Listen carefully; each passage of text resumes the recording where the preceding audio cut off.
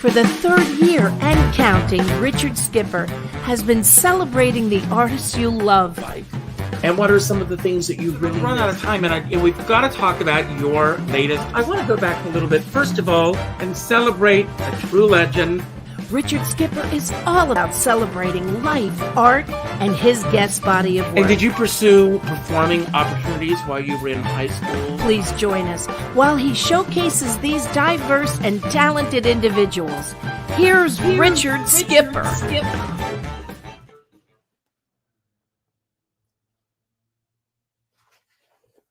Happy Friday, everyone. As you can see, I'm a little out of focus right now. I don't know what happened. There's a nor'easter coming to New York. So I'm going to leave the screen. I'm going to come right back and hope that clears up the focus. It hasn't cleared it up, but we've got an issue here. I'm going to show a little film clip of David Pevsner, and hopefully on the other side, I will be a little clearer. Oh my God, I don't know what's going on, but here it is. This is musical comedy horror with David Pevsner on the other side.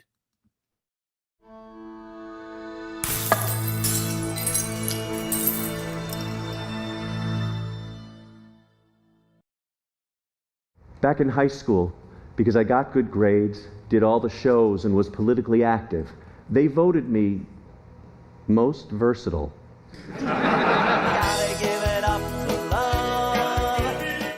Since I was such a musical comedy whore, I imagined I was like Louise in Gypsy. The best part of stripping, I can see,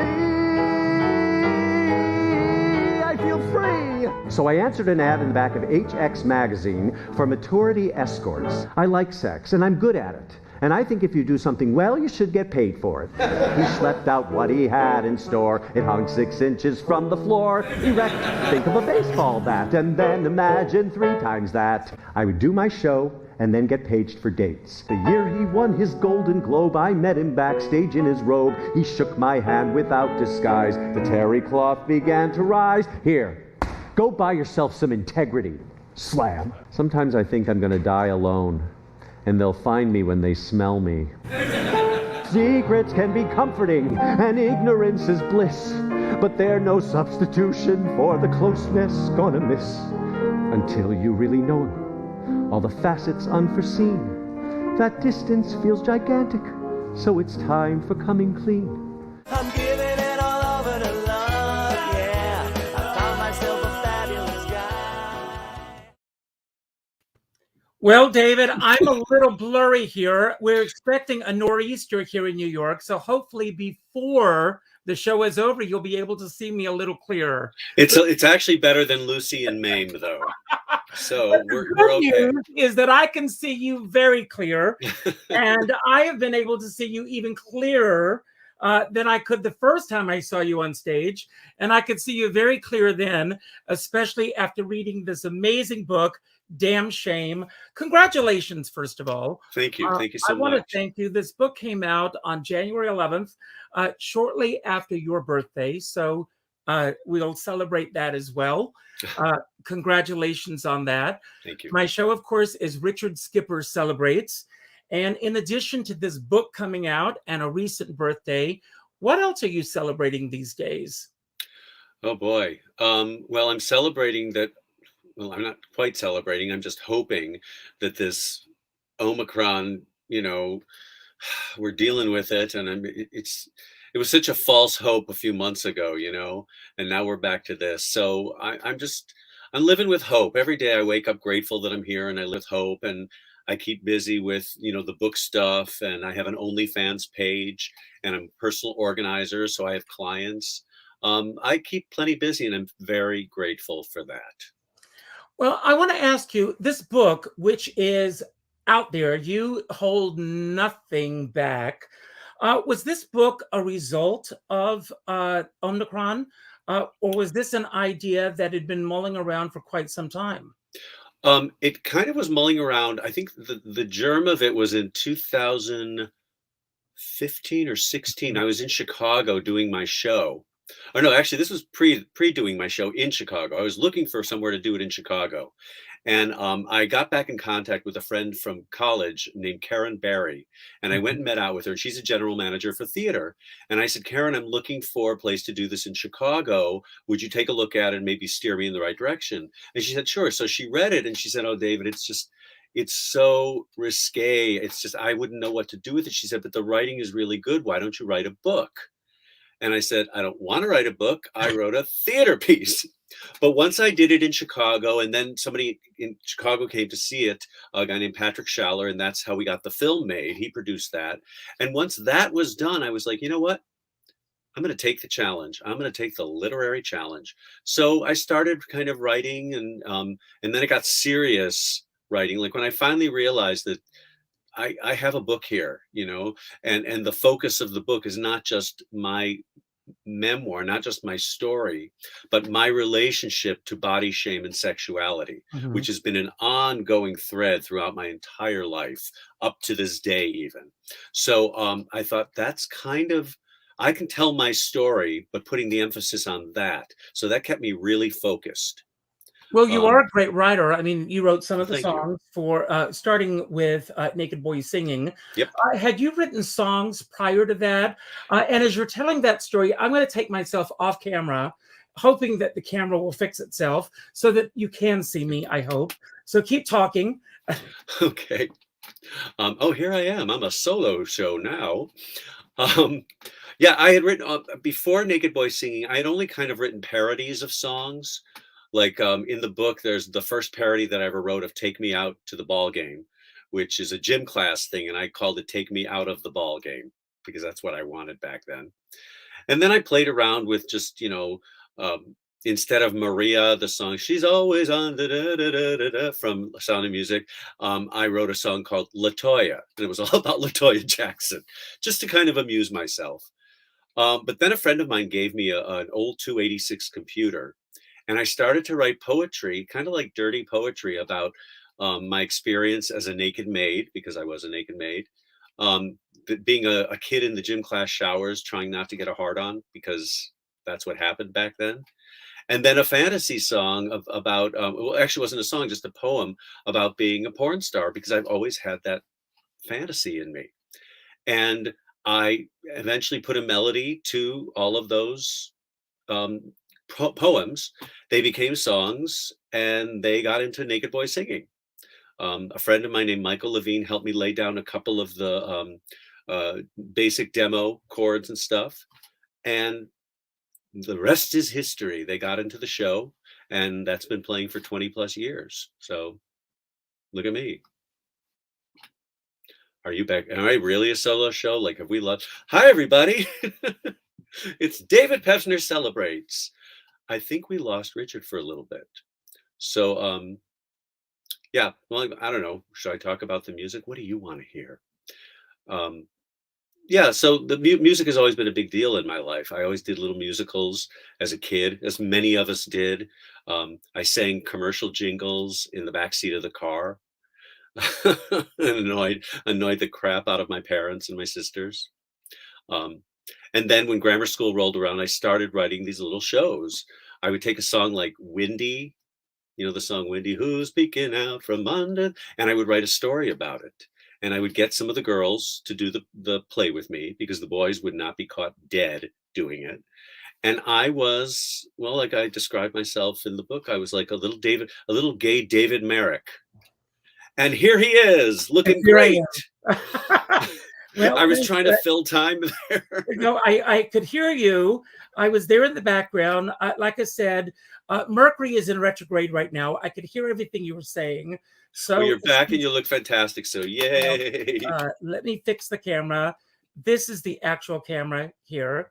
And hopefully this is going to work. Great. So the songwriting started way back. And there are lyrics in your book from your high school days. With the musicals that you started putting together for your girlfriends. You said the boys you didn't think you could get. Oh, the boys wouldn't know. In fact, there's a joke in the book, and it's not such a joke, but I would start to, the teacher would say, and now David has a play he'd like to present. And then you could hear some of the boys under their breaths going, oh, shit. like, like they were not my fans, but the teacher liked it, and so did the girls. So la da da da da da. Hey, Now, somebody for over the holidays gave me this game called Best Self. And I'm going to pull up a random question. This is where I wanted to start tonight. I don't even know what I'm going to ask you. I like And the that. question is, what are you most worried about with the next generation? And that may be a very good question because you touch upon this in your book. I worry about, for any generation, because it never changes. I worry about self-esteem and confidence. Mhm. I worry, especially our gay kids or our LGBTQ plus kids. They have a lot more role models than they used to, Mhm. but there's also the internet, and there's also bullying, and bullying never stops. So I never stop worrying about our gay kids getting bullied, or really anybody, minorities. What's happening with the Asian American community in Mhm. America now, because we have stupid idiots, who are constantly blaming them for everything. You know, um, I worry that the people like the fundamentalists and the right wingers are never going to wake up and look at people as human beings, rather than I don't like them, I don't like them, they shouldn't have this and they shouldn't have this. That it seems like that's never going to change. Can I And ask you a so, question? Do you understand it? um, if well, in the kind of research I did about religion for this book, I understand it. I understand it from their eyes. Like, I get why they are the way they are. They're just wrong, Mhm. and you can't, it's the kind of thing when you talk about abortion, for instance. I'm pro-choice, that person's pro-life. I'm okay with you being pro-life. If Mhm. that's what you believe, that's fine. But they don't approve of me being pro-choice Right. because they think we're killing the babies. And this is between a woman and her doctor. Mhm. That's it. They should have absolutely no say in the matter. So, but their opinions, and they're legislating, and they're getting deeper into the government, and that's why I worry, because these idiots who are, as far as I'm concerned, if you're a fundamentalist and you can't see past that, you are mentally ill. And Mhm. I will say that with full, I know about mental illness, and so I'm not putting them on the same level as somebody who truly has a problem, but I do believe that they have a mental illness because they cannot, it's how they were raised. It's ingrained in them, and it becomes something else. I fear for all of us, because it starts out by people in charge making bad decisions for the, when they do it for power and they don't do it to really take care of their constituents. That's where it begins. We kind of waylaid it a little bit with the election in 2020, but who knows what's going to happen now. And I'm praying that all of these idiots who do not have the best interest of this country in mind get the hell out of government, so Mhm. that we can take care of our people, we can take care of our children. You Mhm. know, I worry so much about gay kids. It's I worry about all all kids, kids. all kids. But I yeah, worry about all kids. I yeah, me too, feel me that too. we don't have role models anymore. The images that people are seeing, these people that are in the Congress and Senate, who are the way they treat each other, Oh, and that our kids are seeing this. I want to go back for a moment because I want to begin, first of all, with my first image of you, and the way that you came into my life. This is my first image of David Pevsner, everybody. uh-oh. And here it is. This is Howard Crabtree's When Pigs Fly. And of course, huge crush. I saw the show several times. But this is not where it began for you. But Uh, may I say that photo was by Jerry Goodstein, yes, and he doesn't get enough credit for the work that he did on that show. So uh, thank you, Jerry. incredible. But I asked for a photograph of you as a 5-year-old. We're going to go back, and there were reasons that I asked for these photographs. We've got some kids' photographs. You look the same. Uh, Oh, exactly. yes, there's still the smile, but we've got kids. Here you are. I love this picture. Yeah, is that kid gay or There's not? I don't know. But no, there's innocence in this picture. I asked for this picture, Skokie, Illinois, where you grew up. I asked for a picture from this era because to me that is a pure self. It's before school starts. It's before peer pressure is added upon you, It's before teachers start telling you who you should be and who you shouldn't be. It's before life starts to put layers upon you. I want you to, and you talk about this in the book, of who this little boy was, based on images that you were seeing on television, and who you thought you should be and who you shouldn't be. Tell us, everyone, and don't give away too much, because we want people to get the book, but we are also going to give away a book at the end of the show. So tell us a little bit about this little boy. And you go into graphic detail in the book. I do. Well, there was nothing graphic happening back then that much. Although it did start that I was ashamed of my body. You know, I didn't like taking my shirt off in at swimming pools or at the beach. I just was really embarrassed by it. And that's been ever since I can remember going to a pool, you know, at the JCC or whatever. I remember that. But that kid was a funny, smart, maybe a little too smart for his own good, because I would always innocently, like if somebody said something like, you know, her name is Bet Davis, and I go, no, it's Betty Davis. And then my sister or somebody would go, Mr. Know-It-All. Like I was always correcting people because people were getting things wrong. And I thought, well, you know, you're welcome. But instead they were like, shut up, you know, because I was a smart little kid. I loved pop culture. I loved entertainment. I watched so much TV. It was like coming out of my eyes. And because I watched one thing that I loved in the book, because it reminded me so much of myself, was your Friday night television viewing. And your my mom's watching. So your mom's eating habits and rushing. trying to get her out of the deli. Yes, to get back in front of that TV set. Yeah, because it was 7 o'clock on Friday, because it was Central Standard Time, was the Brady Bunch. Yes. 7 o'clock to 7:30 with Partridge Family, and then on and on and on. And there were no VCRs. There was no, you know, rerun the next day. 7 o'clock, I had to be home. And so we would go to the deli every week, Normie's Deli. And if my dad was late coming home from work, that was kind of pushed. Normally I could get home in time, but there were times it was coming so close. So it would be like 5 to 7. We'd be sitting at the deli and I'd be like, like I would just be so like, come on. And my mother would drink her coffee, like, you know, put it down. She would kind of look around, and I'd be like in the back going like this. And so it's kind of a funny story, but the TV was the most important thing to me. Friday night lineup, the Saturday night lineup, which was also amazing. And it was from when I was a little kid to my teenage years. I was devoted to my television shows. I read the TV guide from cover to cover. You know, and I knew what was going to happen on each one. I knew when there was going to be a rerun. I knew when there was a special guest star on any of them. I was a TV fanatic, and that's really where my dreams started. You know, was watching all of that, and it's also where my attractions for men started, because there were men on these TV shows that I couldn't quite put into words why I was like this when, you know, Brian Kelly on Flipper would wear a bathing suit. And I would, you know, and then he became my pillow that I made love to, although I didn't know I was making love to him. I was just kissing him. Yes. But David, where do you think that shame was coming from?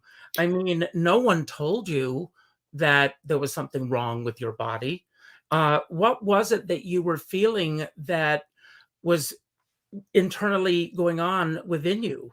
I can't say no one told me there was something wrong with my body, because like I said, you know, there was a little with my sisters kind of making fun of me every time I took off, but it was mainly in school, you know, in gym class, or, you know, if you go to the pool. Well, I know you talk in the book about the, you know, of shame of having to change and doing the locker room. Yes. Horrible. And as soon and shirts and skins. Oh my God. When they would pick shirts and skins, I would sit on the side like praying to the Lord above that I could keep my shirt on, because the guys were, you know, they were mean. If for all of us, like little skinny guys, or, you know, heavy set guys, or guys who were bad at sports, for every one of us, there were 5 of them who were great at sports, who were starting to develop really early, and was, you know, look at, hey, fatty, you know, like that kind of thing, or hey, faggot. And it was thrown at me from pretty much the day I set foot into like a, you know, a social universe. And so it shuts you down. and it makes you afraid and it makes you shameful. And then also knowing that when I would watch TV, I wasn't looking for Susan Day, I was looking for David Cassidy. And so what's wrong with me? Mhm. Because I didn't see any of that. I didn't see it on TV, then it wasn't a part of life. And there were no gay people on TV. There were Mhm. no boys kissing boys. There were no boys um, uh, enraptured by other boys. So I knew there was something wrong with me. And, and in a Jewish family, every so often, not my parents, but somebody like at Thanksgiving would go, you should see what about the Fagela next door. And they would say something about, the gay guy who lived in her neighborhood or something. His hair is just so big and he wears pink and I don't understand that Fagela at all. And I'm sitting there going, I know what they're talking about. Mhm. And I Mhm. think that's me, Mhm. but I can't say anything because listen how she's talking about him. So I can't, it subtly came toward, sometimes subtly and sometimes more overt, came my way. And it does, it shuts you down. And it kind of retards your process of development, of connecting with people. Because I tell that story about Joe, the Mhm. boy that I was kind of liked, but I wasn't sure what it was, and how painful it was for me. I couldn't just hang out like the boys did, they hung Right. out. I was kind of like, I don't know what to say. I don't know what to do. And I had an evil plan that I was going to seduce him, but it didn't quite work out. And, And instead there's of just also normal, that like, huge fear, for God forbid that you go in that direction and it's not going to work out the way you thought it was going to work out. right. And, There's and huge anybody finding out would have been just absolutely. mortifying. When did the thoughts of moving beyond those borders start happening for you? That you're going to move outside of Skokie, that you're going to go to a bigger city? Well, I wanted to go to college and study theater and singing and dancing and all of that. Mhm.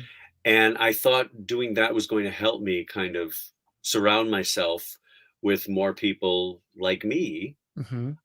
My first year was at the University of Michigan, and even though I did meet, gay guys there, I did not do anything. I was still too scared, and Mhm. so I was in the closet for that year, and it was miserable. It was cold. It was just ugh. It was not my thing. I met some very nice people there, but it was not my Mhm. thing. Mhm. And that's when I started to go to a therapist back home, who was a bit of a, can I say asshole? Because he Mhm. was. You can say that. You can say it. But the one thing that he did do after, I went before Michigan and then after Michigan, where I knew I was going to go to Carnegie. And I met with him after I'd been to Carnegie for a couple months. Then I'd met somebody that I was just totally in love with. And he encouraged me to pursue him. Um, and so freshman year of Carnegie was when I finally like said I'm gay and actually pursued somebody and actually engaged with somebody. It didn't last long and it was painful, as in the book, Mhm. but it got me kind of on my way somewhat. I acknowledged myself more as a gay person talking about, and people Mhm. knew that I was, but I really didn't do the college sleep around thing that much. Mhm. I was still kind of scared of it, and sex just freaked me out, and I didn't think I was very good at it. I'm much better now. Um, Yes, yes, yes. but no, it wasn't really until I left college totally that I really started to explore when I moved to New York. Mhm. Having said that, I get to New York and the AIDS crisis is, just Let's talk jumping about up. Yeah. your arriving in New York, because you came to New York shortly after I came to New York in 1979. Okay. So Uh, 3 years later, me. yeah, so you came to New York shortly after that, and it was a very different New York than what it is even now. If you can take us back to what that New York was like, especially for a man who is basically beginning to uh, sow his oats, to put it mildly, Yeah. And learning about his sexuality and putting it out there. Well, the first thing that comes to mind is my best friend Andy and I would spend night after night after night after night at Uncle Charlie's downtown. Starting to go to the gay bars and mostly Uncle Charlie's, Mhm. in which you would just flirt, flirt, flirt. I mean, I hooked up, I had my share of hooking up, but it was all kind of tempered by a lot of fear. and making sure that, don't go too far, and don't, we're not quite sure how it's spread yet. So, be careful. But we did our best So, to kind of, excuse me for interrupting, but you arrived right as AIDS was unfolding. yeah, 82. Wow. And so they still didn't quite know how it was transmitted at that point. Mhm. So it was just about being really careful. And I was so careful that, I didn't get it. But as for somebody who was neurotic anyway, that extra little bit of neurosis was not exactly great for my, sexual development. Mhm. But I did the best I could. Mhm. And I had a good time, not just sexually. Being in New York in the 80s was magical. It was a powerful time because people were angry and emotional, and there was so much going on in the arts, and we were starting to lose our friends in the arts. Um, and I've said this in every interview, but I'm just going to say it again. It was just a period where we were being ignored by, Mayor Koch and Ronald Reagan and anybody who didn't give a crap about gay people. So we put our arms around each other, Can I and ask you, we supported each other. I don't know if you've addressed this in other interviews or not, but your thoughts on Larry Kramer and the ACT UP movement at that time, because I know a lot of people within our community wanted him to shut up. People were like, he's too much in our faces, because people didn't want to hear it. People wanted to go to Fire Island. People wanted to go to those parties. People wanted to do those things. And he was telling people to, for God's sake, to wake up. And I don't know if you've ever seen the documentary Gay Sex in the 70s, which really addresses, it's a great documentary. I did see it, but a long time ago. Yeah. Whether you're straight or gay, watch this documentary, because it really puts into perspective what New York was like at that time. But he was really telling people to wake up to what was happening. What were your thoughts about him and what was going on in New York at that time? Well, I mean, I went to ACT UP meetings, although I was not as I would go and kind of on the sidelines a little bit because I was kind of new and I wanted to get involved, but I also knew that I wasn't somebody to go in the streets and yell and scream. But I would, I'd do some things, I did what I could, but I wasn't as involved as like today I would be. And Larry Kramer, I tell the story in the book about meeting him.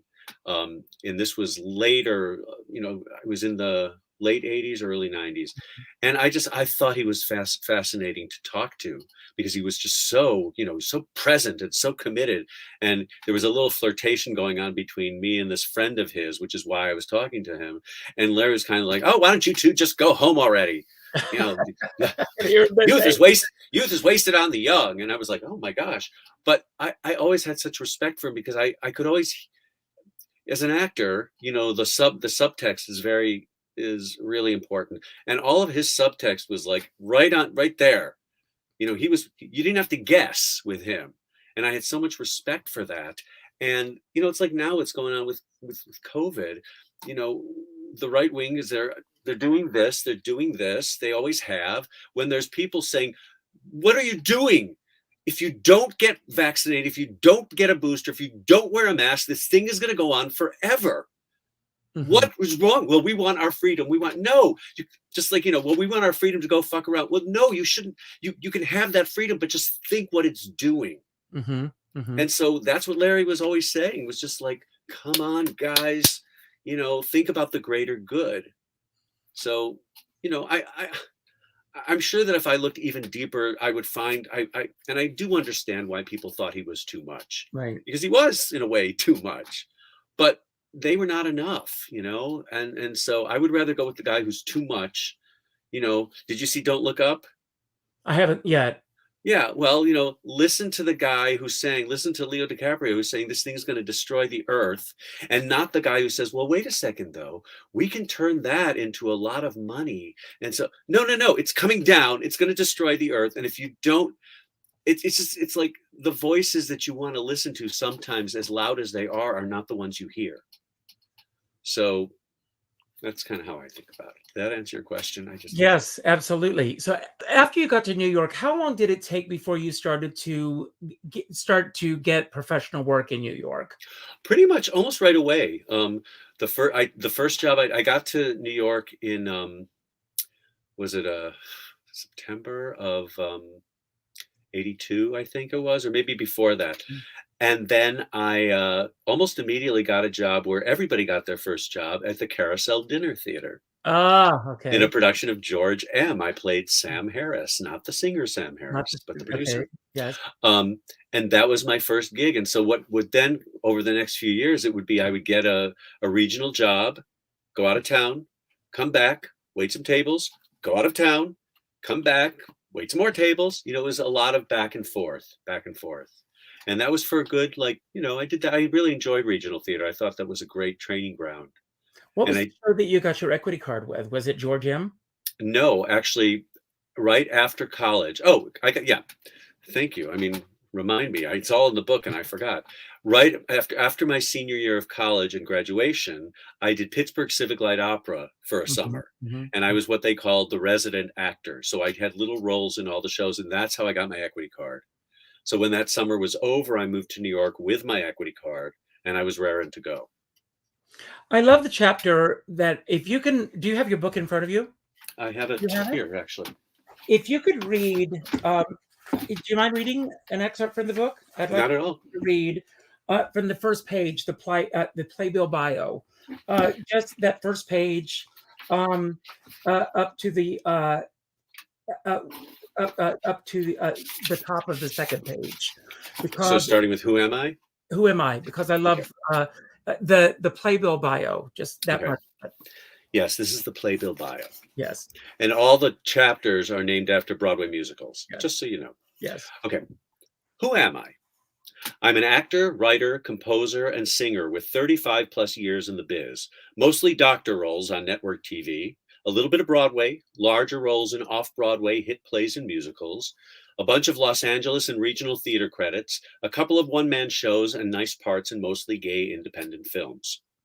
Musical comedy was my first love, so when I started writing, it was songs. The first ditties made their way into the long-running off-Broadway hit Naked Boy Singing.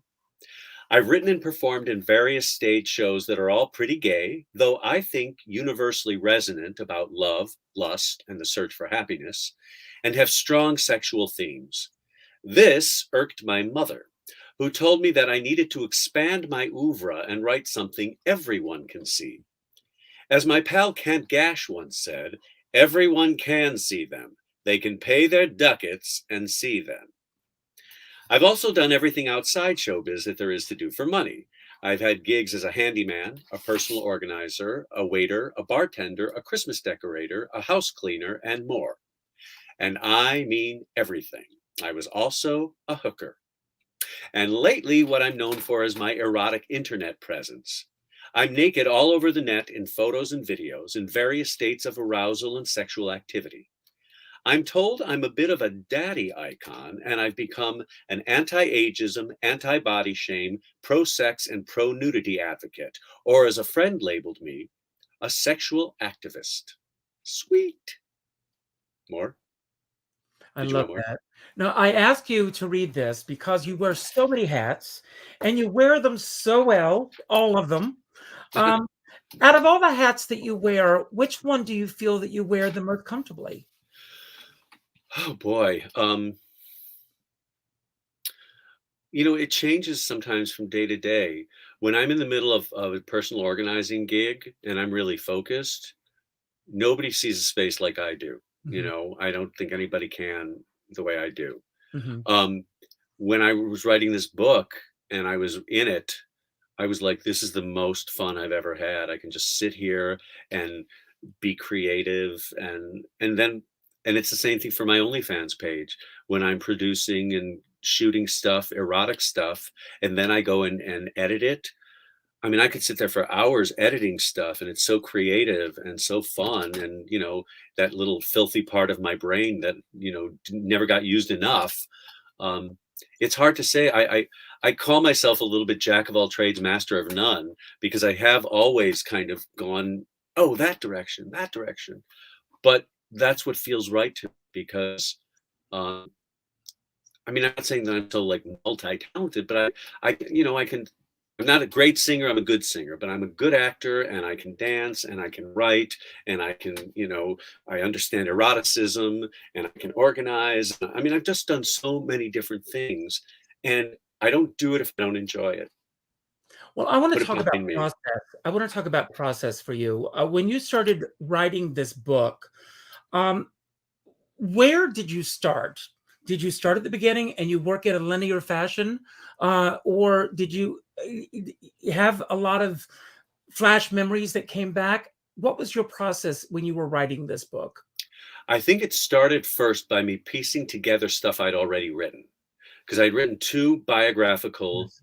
one-man musicals, and I thought, well, they're kind of a good kind of basis for Mhm. this whole thing, because those were stories I still wanted to tell. And then I found that I had to kind of like fix the chronology of them because they were overlap and neither one had the same subject matter. So it Mhm. kind of started with that as a skeleton. I also knew I didn't just want to put the shows in a book, you know, and that gave me the opportunity to start to build upon, bring details that I couldn't put on stage, funny stories and situations that I could not put on stage, and also really kind of say, why am I telling this? Because I want to talk about how these stories affected me in terms of body shame and sexuality. And then I started to remember things. I don't claim to have the best memory, but when you're really in it, you go, oh my God, Mhm. that guy, the story about that guy and how it left me afterwards, and the shame that I had, the low self-esteem that I had because he was so beautiful to me, and how I felt like, he couldn't possibly love me. And like it was a very sweet story of the model Kalani, and Mhm. and how it affected me as like this ugly kid that I used to think I was. And when I'm in the presence of this unbelievable man and how it affected me, and then finding out he died of AIDS, and like all of these details came back, and I went, oh my God, that story. And as I even say in the book, I finished writing, I vomited that story out. And when I finished, I was in the coffee house and I was just bawling my eyes out Mm. because of how it affected me back then. I didn't realize it until I put it down on paper today, and how important that was to my development in uh, relationships and feeling for someone, maybe superficially, but then also really loving who they were. Mhm. I mean, that's what kept happening was I would get this like little glint of, oh my God, that. Oh my God, like it channeled. It really did.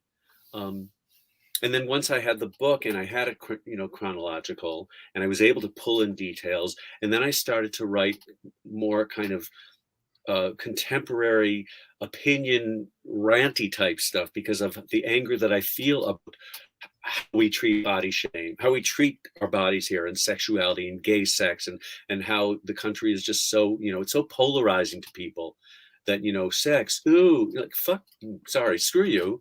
No, you can. It's I okay. It's okay. fuck you. I Okay. when I think about how polarizing sex is to people and how shameful it is and how like private it is for some, it just makes me crazy because Well, that's let's part talk of about what this built for my just a shame. moment. Uh, Musical comedy horror. Um, I was looking for it on Prime. Uh, the name is changed to musical comedy stud because For only for for streaming. for streaming, because the word horror couldn't be used. Um, Although it, my friend Steve said it was because of the words musical comedy. which I love. Some Uh, people hate that. yeah, but think about this.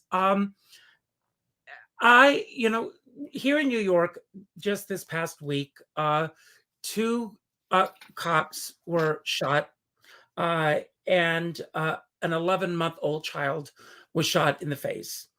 Uh, I changed the channel, and the very next channel was a very violent show on TV. Uh, God forbid that you were to show something sexual on another channel because it would be yanked off the air.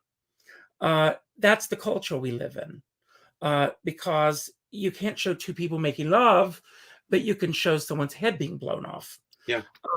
And even telling a graphic story on the news they will show in a loop the violent images over and over and over again. That's the culture that we live in. Um, I want to go back. Musical comedy horror was not the first time, if I could be mistaken, that you did not tell your autobiographical story on stage. Am I right? That was the first time I told that story on stage myself. I had written a screenplay that I was kind of giving around to try to get the film version of it made. That came first, but it was the first time standing on a stage saying, yes, I was an escort. Now, when you put that on stage, from that point to starting to write this book, were there things that had changed within yourself in terms of being more open, that you felt that you were much more comfortable in sharing with the audience because Absolutely. of being able, what changed within you? Ownership. It's funny when I've always talked a good game when it comes to, owning your past and being responsible for all your choices, good and bad, because whoever you are now is the product of all the choices you made, and you can't change any of them. It's what you do with them. And I was always, and as much as I am a proponent of that, there was still part of me that was like, oh, I know that some people think, I think, I don't know if my parents are ashamed of me because I did it, because I don't even know if they knew of the show. But, does this bring shame upon my family? And finally, in doing it, in writing about it and standing up and saying, hey, I did this, I also, along with the hey, I did this, came a lot of resonance of how it made me feel, how it made other people feel, how it affected me, and finding that other people they may not have been an escort, but they have other things in their lives that they felt in their history that they regretted or maybe were ashamed of. And it comes down to, now, I did not at all feel ashamed of being an escort. In reality, I loved it. For me, sometimes if somebody would mention it to me, I'd have a twinge of like, ooh, because they were judging me on it, like the relationship that I talk about in there. But if I could get away from the judgment of it, I loved it. So doing it, that standing on a stage kind of made me go, I don't care what you have to say about me. You can tell me that I'm the devil for doing that. I am the devil for putting my dick on the internet. I am the devil for, putting sexual video. I don't care what the hell you say, because to me, not only is it something I want to do, but it's the way I'm doing it, I feel, is being helpful to people. I get messages all the time saying, thank you for telling your story. Thank you for indulging your fantasies. Thank you that you're not 23 years old and proud of your body and proud of your sexuality. I need to feel more of that. Because look, if you're 50 years old and you decide you're done, that you don't feel sexy anymore, that it's not good, you may have another 20 or 30 years ahead of you. Do you really want to spend that time feeling crappy about yourself and about your place in society, about, being gay, about whatever? Thank you for saying that. Thank you. Because I truly, truly, actually owning my story makes me feel like I can say that out loud now.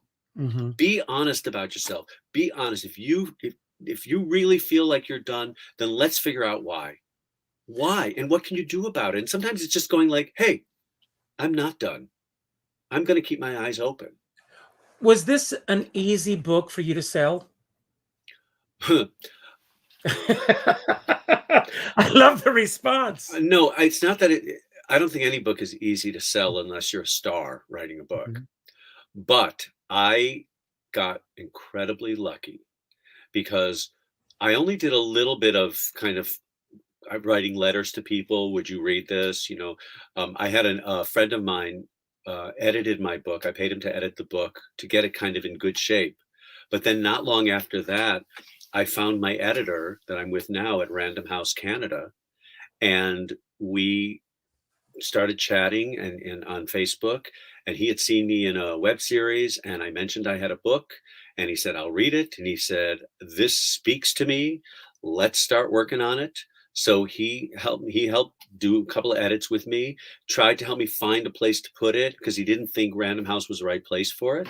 And then finally, after going, writing a few letters and this and that, he said, "You know what? I'm going to try." And they liked it. That's wonderful. So I am so grateful, and I feel so lucky. And he is an angel. Scott Sellers, my editor, is the true angel behind all of this.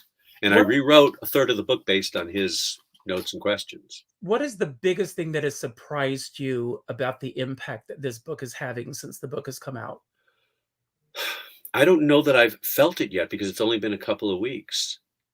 But I am kind of getting messages from people on OnlyFans, on Twitter, on Facebook, from people that I don't know, saying, "I am laughing my ass off. This reminds me of when I was in New York.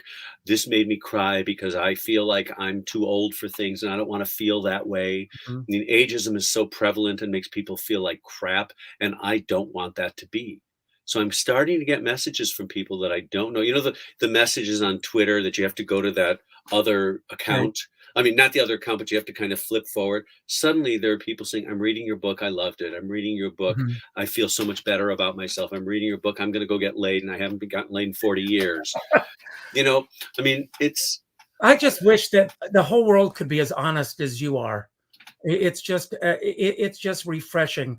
Uh, I want to ask, I mean, writing this book, did you feel that there was anything that and you don't give away anything, but was there anything that you felt that, maybe that's too much information to give, that you held back on anything? my editor was great about being the outside eye because there were some things that I'm brutally honest in the book, You but are. there were some things I was brutally honest and maybe TMI. Okay. And he would say, you know, as a reader, I'm reading this paragraph. I see why you want to put it in there, but I think it's a bridge too far. And I think that because I don't care about people liking me, I Mhm. care about people understanding me, um, identifying with me. I mean, I'm hoping that the humor that they, you know, when I've read the pieces in my acting class, sometimes they'll say, like, because they help me to kind of get it out Mhm. to do that.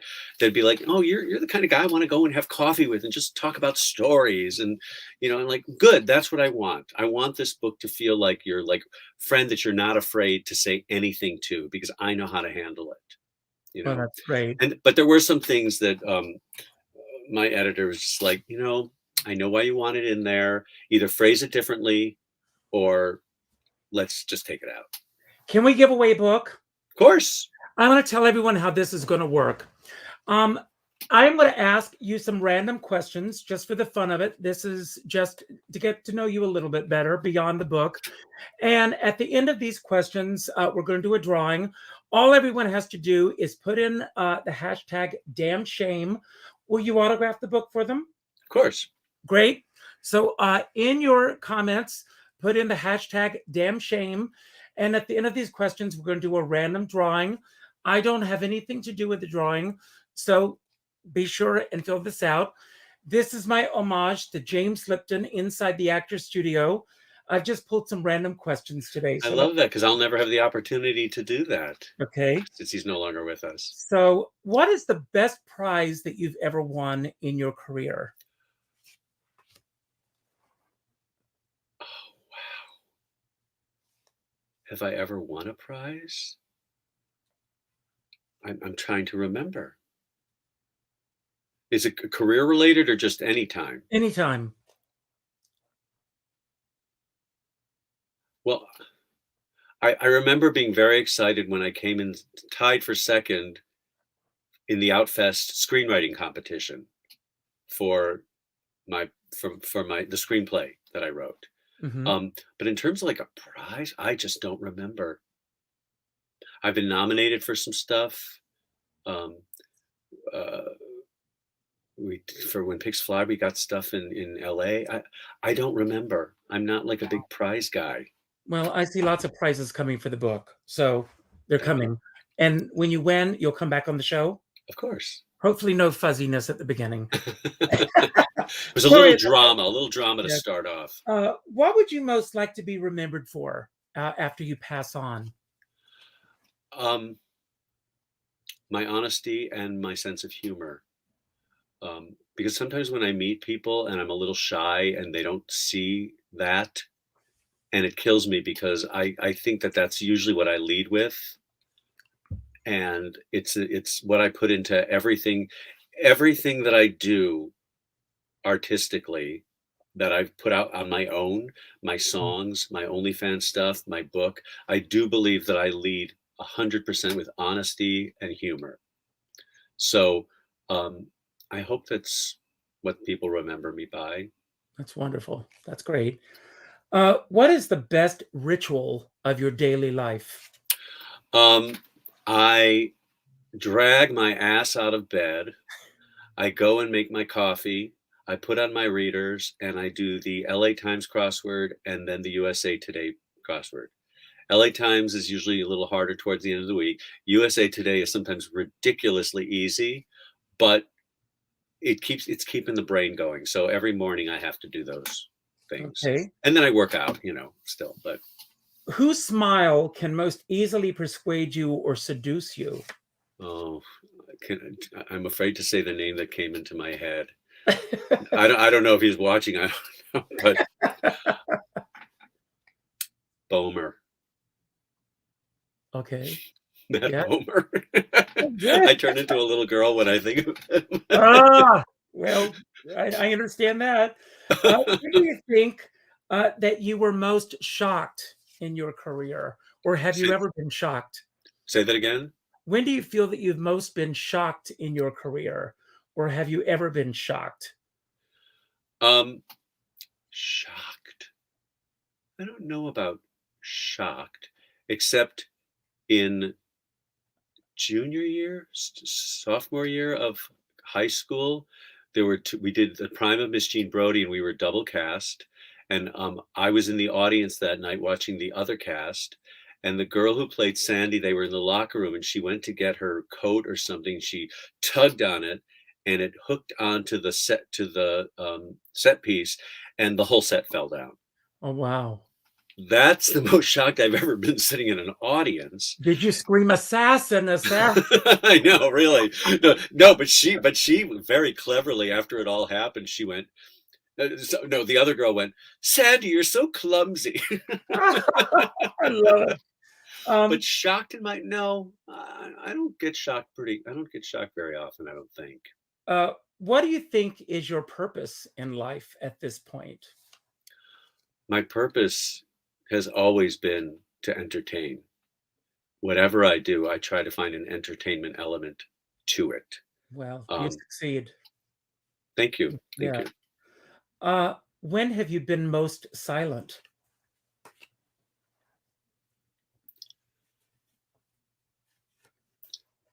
Sitting at my mother's bedside before she died. Wow. What is the best way for you to relieve tension that is not sexual? There's a little cul-de-sac a few blocks down from me, and I put on a pair of tights, and I put on my earphones and my fanny pack, and I look like a lunatic, but I go there. It's this outdoor cul-de-sac, and I turn on music from The Next Step, which is a Canadian TV show about dancers, and they have the best music. And I just go and I dance like a crazy person, half an hour, 45 minutes, however long I can do it. And it's exhausting, but it's also, I've always been a kind of a musical person, and I'm not a great dancer, like technically by any stretch, but I feel music, and I enjoy kind of, like in the grocery store when they play great music, like at one of the grocery stores by me, I dance down the aisle. I sing while I'm doing it, and I don't care what anybody thinks. Wow. So that does it for me, is like getting the music out. So this is the last question. So everyone, this is your last chance. #damnshame in the comment section. When have you been most honorable in your career? When have I been most honorable in my career? I don't remember a time when I wasn't honorable. I think there's one moment I can think of in which I was pitching a TV show with someone, and we had pitched it to one guy, and then we decided this other guy would have been better. So we pitched it there, and that guy was like, "You could have at least told me." And he was right. Mm, But there's a part of me that I do not ever want to be perceived as being dishonest or cheap or any of those things. So to a fault, I try not to be that. Now, having said that, there may be people watching this who are going, "Oh, David, I remember when you ba ba ba ba ba." But in my head, I just don't want people to perceive me as that. So I go out of my way, and I try to be a peacekeeper um, in any situation where there are factions, mhm. because I really, there's a lot of righteous indignation that I have about certain things, about work ethic, about being gay, about politics these days, and so I just do not. I don't suffer fools, and I don't want to be one. Well, thank you. And we're going to do this drawing now. And this is how this works. I hit the draw, and this is how it works. And we're going to see who the winner is. Boop, boop, boop. Who is Just this? Meg KB. Do you know who this is? I don't. Just Meg KB. Please. I don't have a full name. Who are you? And my Richard at richardskipper.com. Do you have that, Meg? Just give me Richard at richardskipper.com. Send me your information, and I will get it and get it to David, and he will get it to you. Okay? Yay. Great. So don't go anywhere. Congratulations, Just Meg KB. So don't go anywhere for a moment. I'm going to take this off here, and I want to take this off the screen, and I want to go here. And I want to thank you for being here. This book, I have laughed out loud. I've taken a lot of cold showers.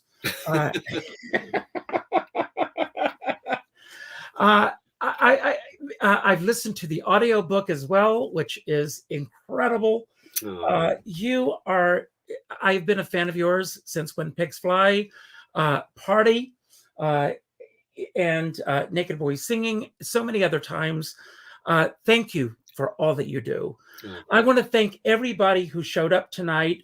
My goal is to celebrate artists, their body of worth, and everybody is worthy. Everybody. That's the message in this book. Everybody is worthy. One thing that you say that hits me, I'm going to be honest with you, in your book, when you refer to yourself as you thought that you were an ugly kid. I thought I was an ugly kid. And it's painful to go through life thinking you're an ugly kid. Yep. And it's really difficult. And I had relatives who told me that I was an ugly kid. And it's painful. And let's celebrate each other. That's what this book is about. There are lessons that David has learned as an escort that he talks about in the book. It's not just salacious. There are life lessons in this book. And there's so much that I've come away with from this book. I want everybody to read this book. I want my mom to read this book. Well, look, if they have an open mind, because the book is so much more than just my stories. And, if you're going to come away with anything, I'll give you one word: confidence. Confidence is key. I wish I knew that when I was a kid. I wish I had it when I was a kid. And it has taken me years and years and years to develop it. And I'm not totally there yet.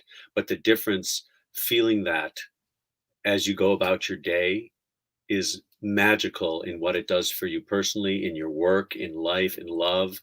God, it's a process. But what I want everyone to do is, first of all, if this is your first time here at Richard Skipper Celebrates, I hope it's not your last time. There are over 350 other artists that I've celebrated on this platform. Check them out. Check out their books. Check out their shows.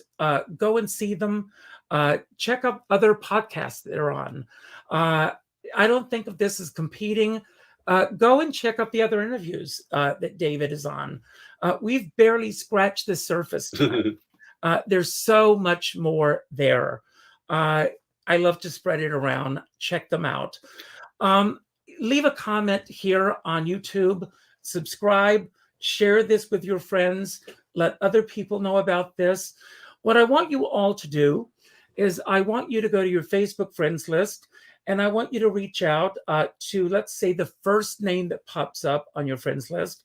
And then I want you to go to Amazon.com, and I want you to order 2 copies of this book. Oh, yay. I want you to order 1 copy for yourself, and I want you to send 1 copy to the first name that pops up on that friends list. And then I want you to let that friend know what they mean to you.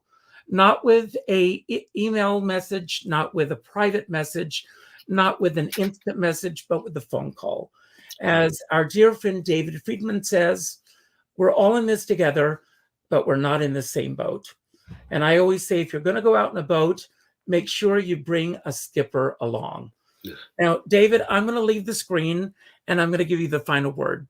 Anything that you want to say about anything that we talked about tonight that you want to build upon, anything that we didn't talk about that you wish we had, or just any message that you wish that that you want to put out to anyone who's watching. I thank you for doing this tonight. I hope you'll come back. And thank you for the gifts that you've given to the world and that you're going to continue to give. Thanks for being here. Thank you. Thank you. Thank you. Just everybody, I hope that if there are issues that you have about sexuality, about, self-esteem, whatever age you are, it's never too late to try and address them. And I think it all starts from talking to people. When you just let it fester inside of you. I've had some great therapists that have helped me. My mom and dad, my family is great. I had some great friends. But I still went through my lonely times, and it was just really important to talk to people, to find a friend or find a relative or find a therapist. If you feel you're feeling crappy about stuff, it hurts my heart how much people keep to themselves and then get to a certain age and say, well, I'm done. I'm a failure. I can't do. Nobody's a failure. Nobody. But I do think that if you get to a certain age and you think you are done, like sexually, like nobody's going to love me, or I put on weight or whatever, that's in your head. So you just need to kind of change that. Like I said, confidence, self-esteem, find them. They're true. It's not as easy. It's easier to say than to do, but boy, do they make a difference. And I hope you'll buy my book, because it's, I think it's an entertaining book, and that's what I strive to do more than anything. So thank you to everybody. Richard, you are so positive and such a great spirit. I so appreciate that. And thank you for your questions. And everybody, thank you for being here.